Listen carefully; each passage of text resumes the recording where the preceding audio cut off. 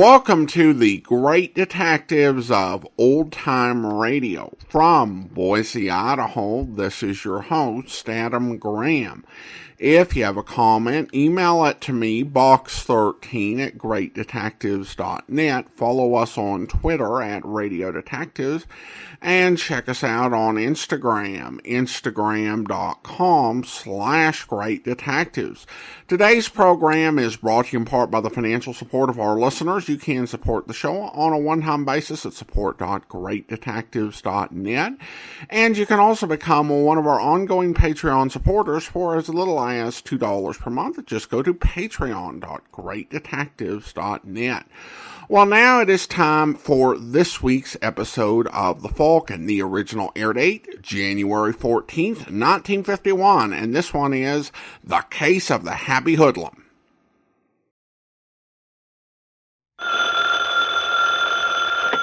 Hello? Yes, this is the Falcon speaking. Oh, Connie. I'm glad you called. Now, you'll have to count me out tonight, Angel. I'm all jammed up. Some boy I know is thinking of taking up murder for a career. Yeah, he figures with all the money involved, the least he can do is make a stab at it.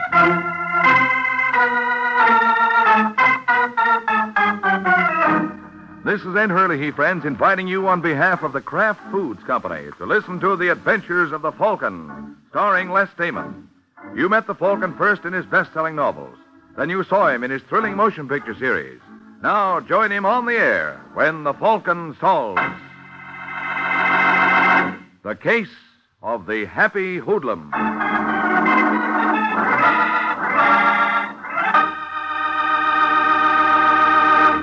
Friends, before we join the Falcon for his latest adventure, I'd like to tell you how you can have sandwiches and snacks and appetizers and salad toppings more easily and quickly than ever. Just make them with any of the 9 famous Kraft cheese spreads.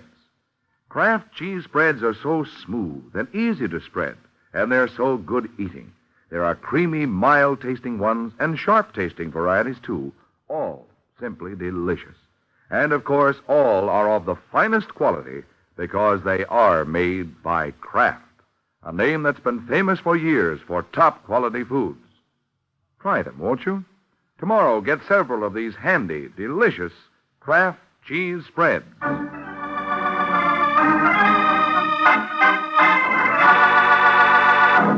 And now, the case of the Happy Hoodlum. It's late afternoon in New York, and a tall, thin man with a dirty trench coat walks up the steps of the Revere building. His name is Marty Kramer. Mr. Kramer is embarked on a mission where the chances are 1,000,000 to 1 against him. Apparently, that doesn't bother him. He smiles as he takes the elevator down to the basement where the Revere Express Company has its headquarters. Then, still smiling, he marches down the hall to a door marked Employees Only and barges right in. Hey, just a second there, mister. Yeah?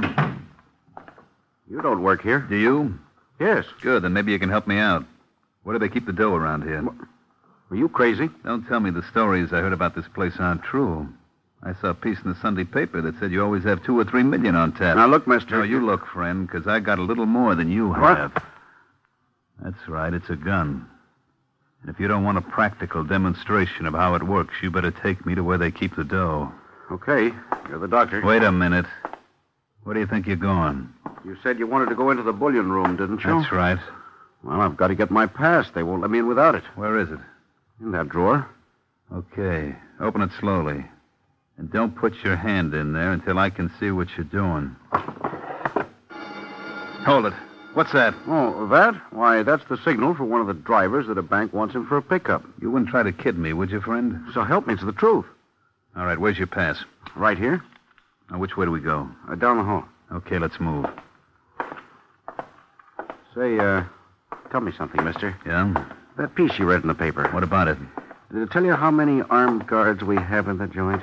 68, wasn't it? That's right. And you expect to pick up an odd million and walk out without anyone bothering you. I'm doing it, ain't I? You haven't got the million yet. Just give me time, pal. Where do we go now? In here. That's where they get the shipments ready for the trucks. Okay, open the door. Now, don't forget, I'm right behind you. And I'm right behind you, mister. What? Just drop the gun, Pally. You got him, Paul? Yeah, I got him.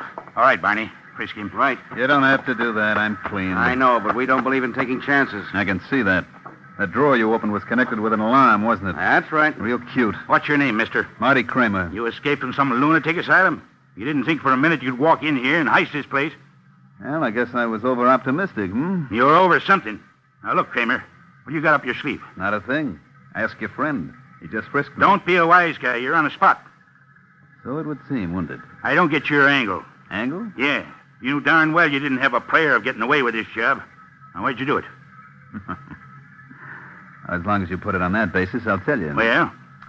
I just wanted to prove to the kiddies that crime doesn't pay.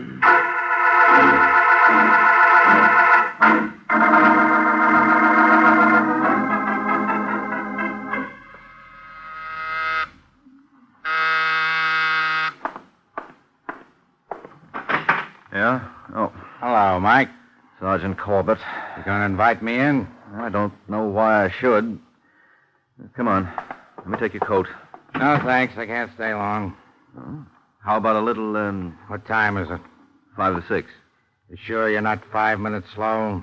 Come to think of it, I am. Good. Then I'm off duty. I'll have a short one. What's on your mind, Sergeant? It's funny you should ask that. Why? If there is something on my mind.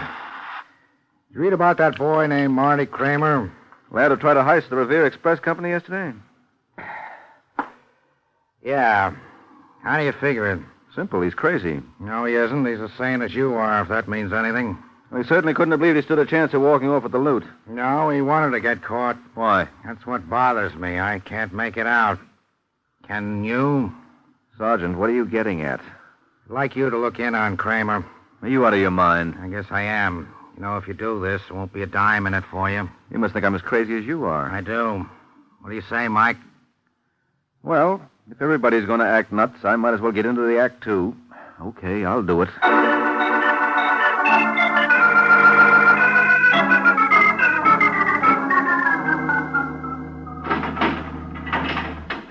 All right, Kramer. Mike Waring's here. Mike Waring? Yeah. You have 10 minutes, Mike. Thanks, Mac. Wait a minute, Buster. Who sent for you? Sergeant Corbett asked me to look in on you. My name is Mike Waring. You the bird they call the Falcon? Mm-hmm. What do you want with me? Sergeant Corbett feels there's a lot more to your case than meets the eye. And I'm inclined to agree with him. Well, you're wrong. I tried to pull a job and I was caught. That's all there is to it. There are too many things it leaves unexplained. Such as? Such as your background. Your name isn't really Marty Kramer. No? Then what is it? I don't know. All I could find out is that you came to New York 6 weeks ago. Where from, nobody seems to know. Maybe I'm ashamed of my past. I don't see why.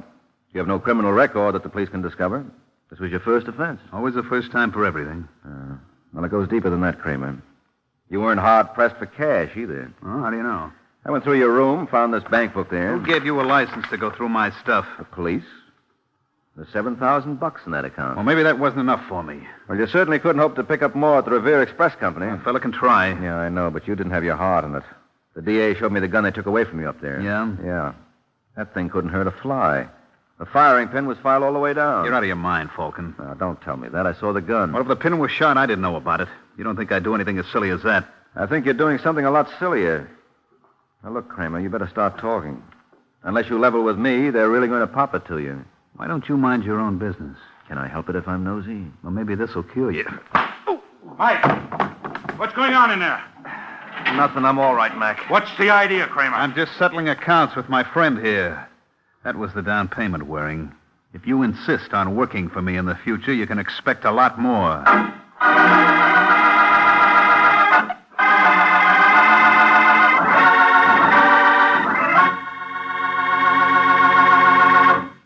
This is Ed Hurley again, friends. Say, I'd like to tell you how you can get compliments from the small fry. Next time the children want something to eat between meals, set out their favorite crispy crackers and a glass or two of Kraft Pineapple Cheese Spread, one of the 9 famous Kraft cheese spreads. Then watch those youngsters go to it. Watch how their faces light up when they taste this delightfully mild cheese spread that's filled through and through with juicy bits of sweet sun-ripened pineapple. Mm-hmm. Kraft Pineapple Cheese Spread is delicious. And it's smooth, too, for wonderfully easy spreading. And you know it's a snack the whole family can enjoy often. Because, like all the Kraft cheese spreads, it's a wholesome dairy food made from only the finest ingredients. It's a good idea to have several glasses of Kraft cheese spreads on hand always for a grand variety of snacks. Try Kraft Relish cheese spread, Kraft Olive Pimento cheese spread, Kraft Pimento cheese spread. In fact, all 9 delicious varieties. Look for them at your grocer's tomorrow. They come in bright, new tulip-patterned drinking glasses in a choice of 4 gay colors.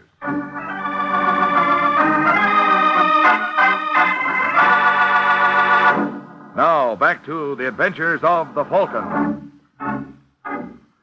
A week has passed since Mike Waring had his little talk with Marty Kramer. Apparently, it didn't do any good, for the next day, Kramer pleaded guilty to armed robbery and was sentenced to Sing Sing. Now, as we find him, he's making his grand entrance. Come on, Kramer. Hey, Bailey. Bailey. Wake up. You got company. What's the matter? I want you to meet your new roommate. His name is Marty Kramer. Oh, hiya, pal. Hi. If there's anything you want, Mr. Kramer, just ring. We have 24-hour service here. Well, thanks a lot, McGraw, but I wouldn't think of disturbing you boys. Well, make yourself at home, Kramer. Thanks. My name's Bailey. Yeah, I know. I heard a lot about you. I've heard a couple of things about you, too. Have you? Yeah, a fellow was telling me in the yard today that a Falcon was working for you. How come he couldn't get you off? Maybe I didn't want him to, Bailey. I don't dig you, pal. Maybe I wanted to spend some time up here. Why would anybody in his right mind want to do that? It's a long story. Well, that's okay. I got 10 years more to save. Yeah, want a butt? Yeah. Help yourself. Thanks. Very much. You see, there's a guy up here that I wanted to see. Well, you certainly took the hard way, Kramer. Well, 5 years ago, this guy was partners with my old man. My old man was a schnook. He trusted everybody. That was his mistake. One night, his partner cleaned him out and then put a match to the place. When the insurance dicks came over to investigate, this guy took a powder, and my father was left holding the bag. And what happened? Well, he couldn't stand the disgrace, so he blew his brains out. Tough. Yeah. Anyway, I promised myself that I'd make it up to the old boy. I've been looking for his partner ever since. You find him? Yep. Through a private eye. The Falcon? No, another guy. He told me my party was serving time in Sing Sing. That's why I arranged to visit here. What's his party's name? Bailey. Huh? Oh, now isn't that a coincidence? Just the same as yours. Where you from, Bailey? Los Angeles. Well, that's funny. So was this guy I was telling you about. Cut it out, Kramer. You don't remember me, do you, friend? No. Of course, I didn't call myself Kramer in those days. Now, look, you. Stay away from me. Hey, Mike, McGraw. You're going to get it, Bailey. I've waited 5 long years for this. What's wrong with me? You let him go, Kramer. Right after I squeeze the life out of him. No, you don't. Let me go. Come on, break it up. After breaking my arm. Then behave. You okay, Bailey? Yeah, I think so. Leave me alone with him for 1 minute. 1 minute, that's all I ask. What you're asking for is a stiff dose of solitary. All right, Kramer. Let's go.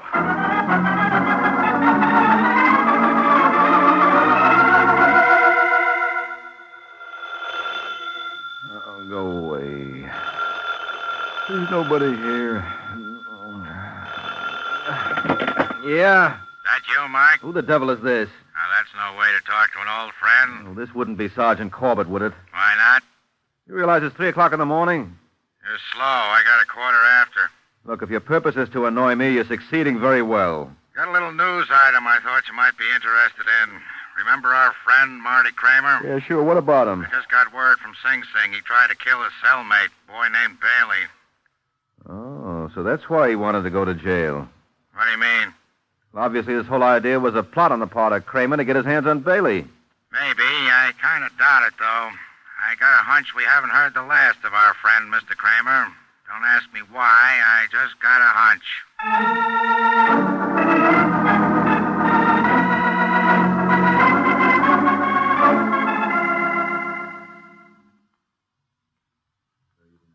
How I felt, Logan. A couple of seconds more and it would have been all over. Instead, the guard had to break it up. How long did they keep you in solitary, Kramer? A week. Was it bad? It'll be worth it if I can get my hands on Bailey again. Forget it. There's not a chance. That's why I transferred you in here with me. I'll work it somehow. What you got against Bailey, anyway? Ah, never mind. Come on, I won't give you away. There's something he did to my old man 5 years ago. Wait a minute. What's the matter? You got the wrong guy. Oh, no, I haven't. When'd you say this happened? 5 years ago in L.A. Well, that proves it. Bailey's been in here since 1940. What are you trying to give me? What's the truth, Kramer? Someone give you a bum steer. This ain't the same Bailey. You're lying. Okay, don't believe me, but I saw his record myself. I used to help around the warden's office when I first came here in 45. If that's true, I did all this for nothing. You ought to be glad you didn't kill him. I gotta get out of here, Logan. You kidding? Don't you understand this was all a mistake? That's tough, pal, but can't be helped. Let me out! Let me out! Pipe down there, Kramer, unless you want another session in solitary. I gotta speak to the warden. Okay, I'll make an appointment. Cut it out, Kramer. It won't do you no good. I gotta get out of here, Logan. Sure. If I can't do it any other way, I'm gonna make a break. Don't be a chump. I tell you I can do it. Are you with me? You just sounding off to hear yourself talk? No, I tell you I can do it. How? Is there anyone outside you can count on for help? No. Aren't you married? No. I got a girl in Jersey. How about her? How do you think I got in here in the first place? She squeal on you? That's what a couple of people would like me to believe. I was running the biggest gambling joint in town till Martha got friendly with Philip Hernandez. Phil Hernandez? One of my competitors. He and Martha got awful chummy. Well, that doesn't mean she sold you out. It does when you add to it the fact that that's how we met originally. Only this boy she fingered was some character from Chicago, and he was married to her. The more I think of it, the more I'd like to ask Miss Martha Pierce a couple of questions. What do you say, Logan? You want in? What's the deal? Tonight, after roll call, one of us will pretend we're sick. When the guard comes in to investigate, we'll take care of him. With what? With this. Hey, where'd you get that hunk of lead? When I was in solitary, I noticed one of the water pipes was loose. I didn't think anyone would mind if I borrowed it. Yeah, they're bound to find out it's gone. Sure, the next time they throw someone in solitary, but that may be days. And we'll use it tonight.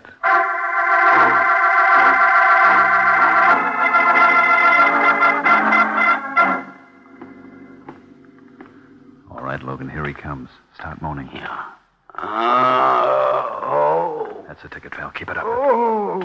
What's the trouble there? I don't know, Mac. Something's the matter with Logan. Stand back from the door, Kramer. I'm coming in. I think it's appendicitis. Logan. Where does it hurt? Right here. Oh, I better get the doc. Okay, Kramer, now. What the...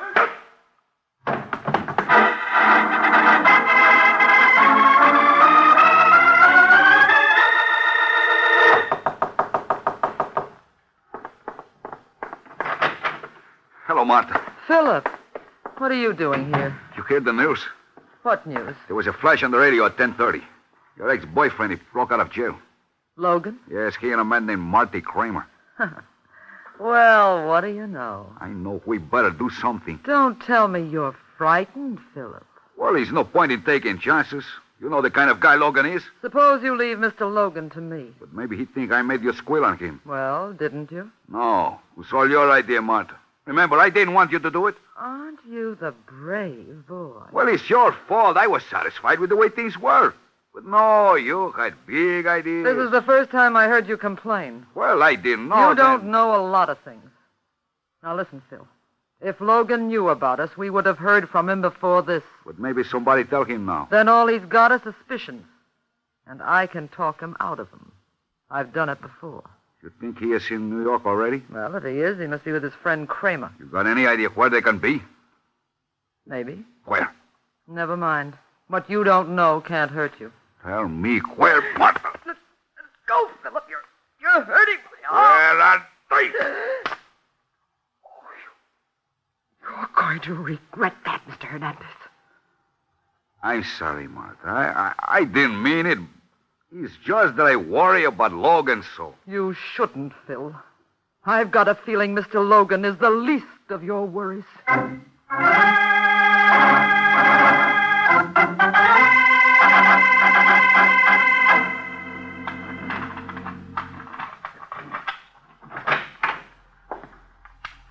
Turn off Kramer. Yeah.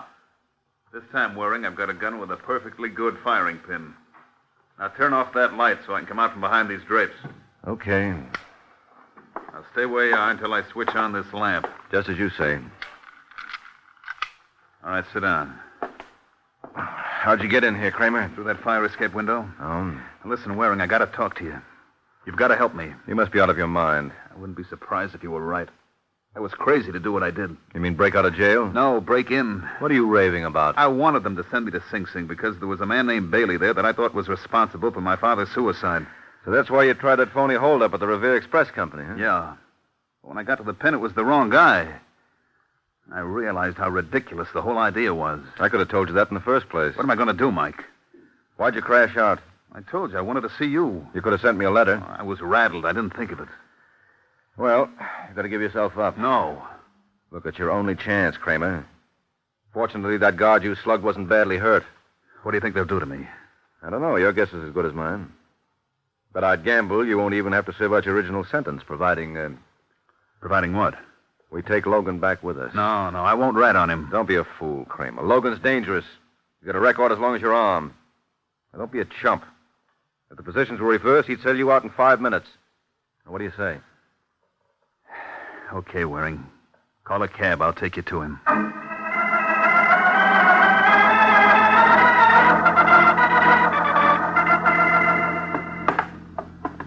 All right, Marty. Where is he? Next floor. Whose place is it? Belongs to Logan. He owns the building. Oh, it's pretty convenient. Does he know you went to see me? No. I told him I was going to get some grub. Hold it. This it? Yeah. You better let me go in first. I'll give you the high sign when it's okay for you to come in. Right. Logan?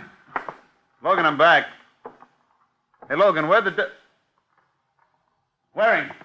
Yeah, what's the matter? What's the trouble? Oh, never mind. I see him. He isn't moving. A few people do when they're dead. All right, Kramer, what do you got to say for yourself?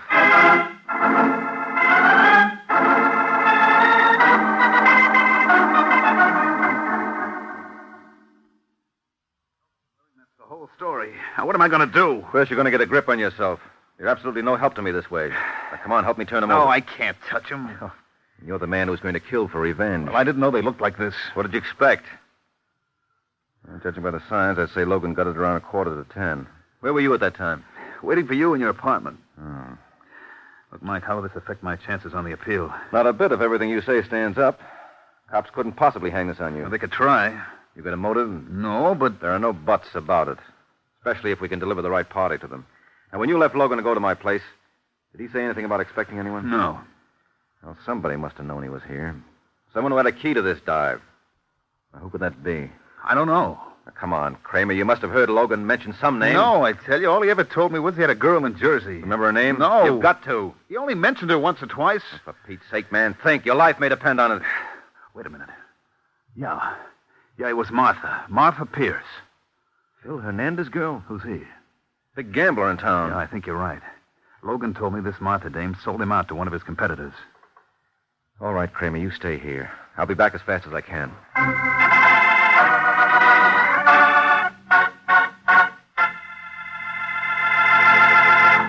This is Ed Hurley again, friends.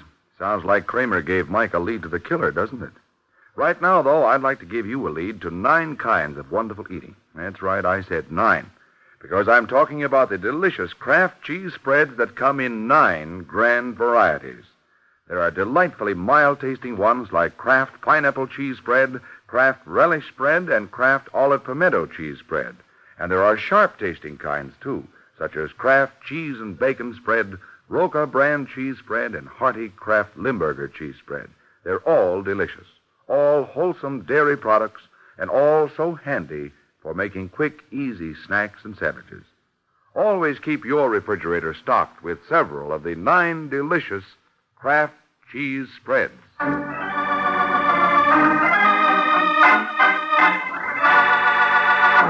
now, back to the adventures of the Falcon. 30 minutes have passed since the discovery of the body of George Logan by Mike Waring and Marty Kramer.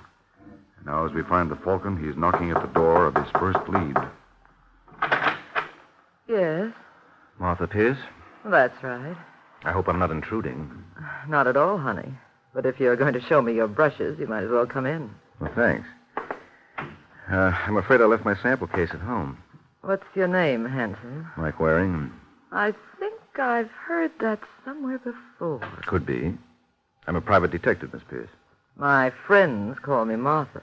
Well, I'll bet you've got 1,000 of them. Listen, Mr. Waring... No, I'm sorry. I take it back. You couldn't have more than 999. What's that supposed to mean? You just lost one of your best. Who? George Logan. Oh, don't tell me. Yes, he's dead. Poor Logan. I knew the excitement of breaking out would be too much for him. He had a bad heart. Yes, well, that knife someone stuck in his back didn't help matters any either. Incidentally, where can I find Philip Hernandez? You're wasting your time, honey. He isn't in New York. He took the midnight plane to Chicago. Well, that must make it awfully dull for you. How have you been keeping yourself occupied? Now, come, Mr. Waring. Surely you don't suspect me of killing Logan. No, of course not. I was just curious, that's all. Well, when Phil told me about the news flash he heard about Logan breaking out, I thought it called for a celebration. So I went to the Hawk Club. Where undoubtedly you were seen by 100 different people. At the very least. Well, that makes a very handsome alibi, Martha. I'm glad you like it. All right, Angel, I'll be seeing you. Oh, must you go? Yes, but don't worry, I'll be back. And it may be sooner than you think.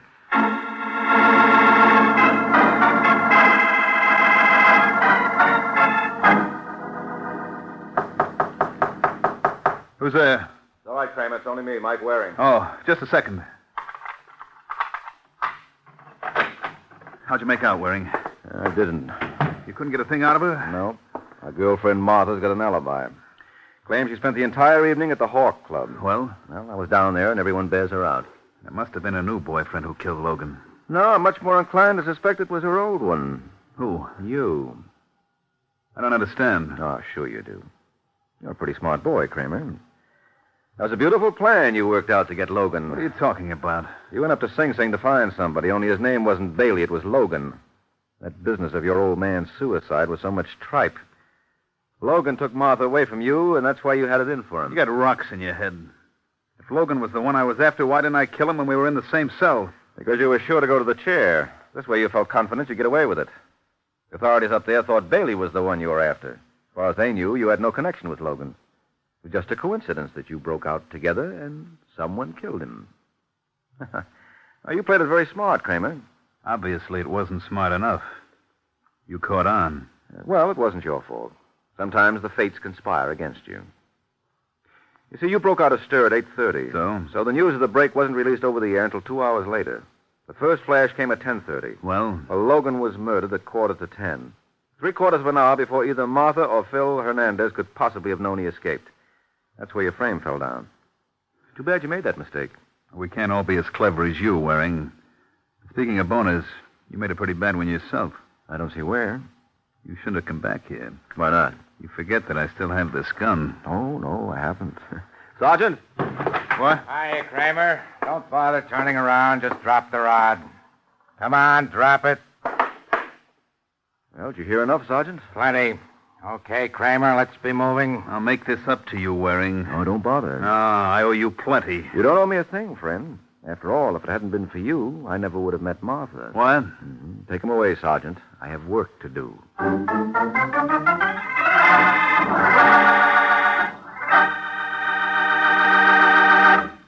This is the season for hearty breakfasts, hot cakes, hot toast, hot rolls, waffles, and the spread that adds extra goodness to every bite is Parquet margarine, made by Kraft.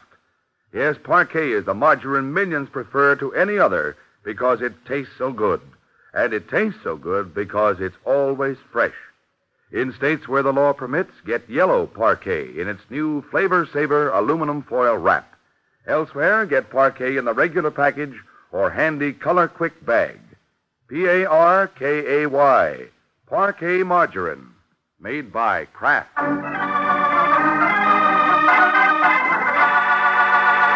The case of the substitute target.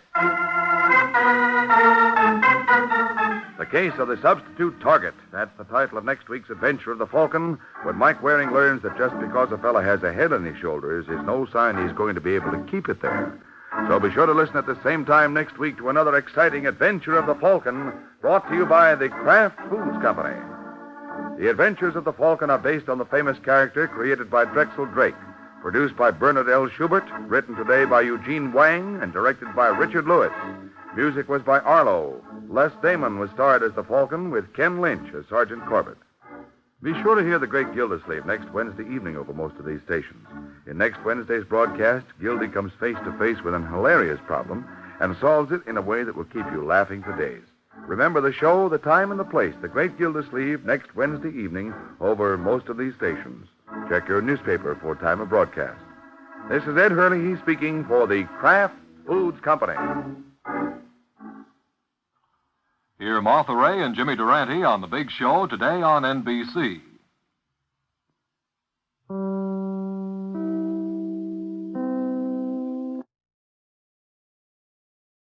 Welcome back. Sometimes a mystery gets too convoluted, and I think that happened here. Kramer's plan involved getting thrown into prison in a way that was sure to draw attention, and controlling who he managed to have as a cellmate in prison, which he really wasn't in any position to control. I also think this is an episode that tended to focus on all of Kramer's complex machinations and not really give the Falcon enough to do. I also don't think the Falcon gets a particularly good ending.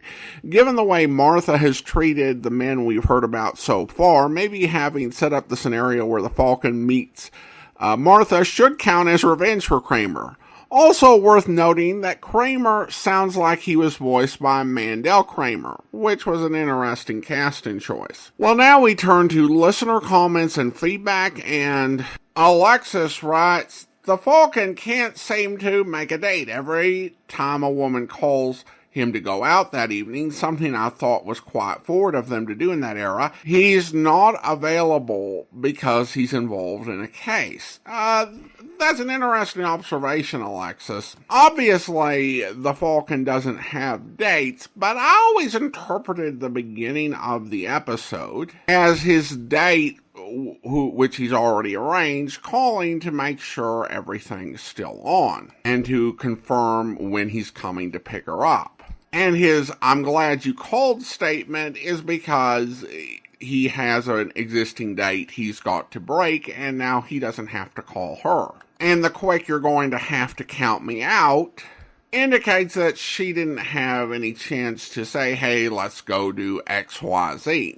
So I interpret it as the cancellation of an existing date that she's calling to confirm is still on. Though was calling to confirm the details in dates or when you're going to be picked up, just making sure you were on the same page, kind of a common practice back then. I just assumed, but if anyone has any additional insight, I'd welcome it. And then we have some comments from YouTube. Sherry writes regarding the Falcon, first time for me to hear these as well. And then have a comment from another listener who writes, "Love listening to these stories. I used to listen to them from your website back then." Well, thanks so much. We've been around a few years. And of course, all of our episodes are still on our websites, but listening habits have changed, and we want to just be everywhere where folks can listen to us, whether it's YouTube or podcast or website or whatever. Well, thank you so much. Appreciate your comments. Now it's time to thank our Patreon supporter of the day. Thank you to Rick, Patreon supporter since March of 2020, currently supporting the podcast at the shameless level of $4 or more per month. Thank you so much for your support, Rick. And that will actually do it for today. If you're enjoying the podcast, please follow us using your favorite podcast software. And be sure to rate and review the podcast wherever you download it from. We'll be back next Monday with another episode of The Falcon. Next Tuesday, we'll be presenting Bulldog Drummond. But join us back here tomorrow for one final episode of The Squad Room, where... Hello, I'm Joe Goldberg. I'm the owner here. I'm Lieutenant Douglas. This is Sergeant Yeah, Allen. what's this crazy stuff about a dead woman up on the wheel, huh? Can you start this thing? The wheel? Yeah, it's in the Ferris wheel. Oh, yeah, sure. Bring that, when you get it started, bring that blue, yellow, and green car down. The one with the woman's finger sticking out of the side. you don't want that, huh? No, we don't. A little more. Oh, well, Happy New Year. Somebody went for a free ride. You know it? No, thanks, and I don't want to. Head all cut up, blood all over my feet.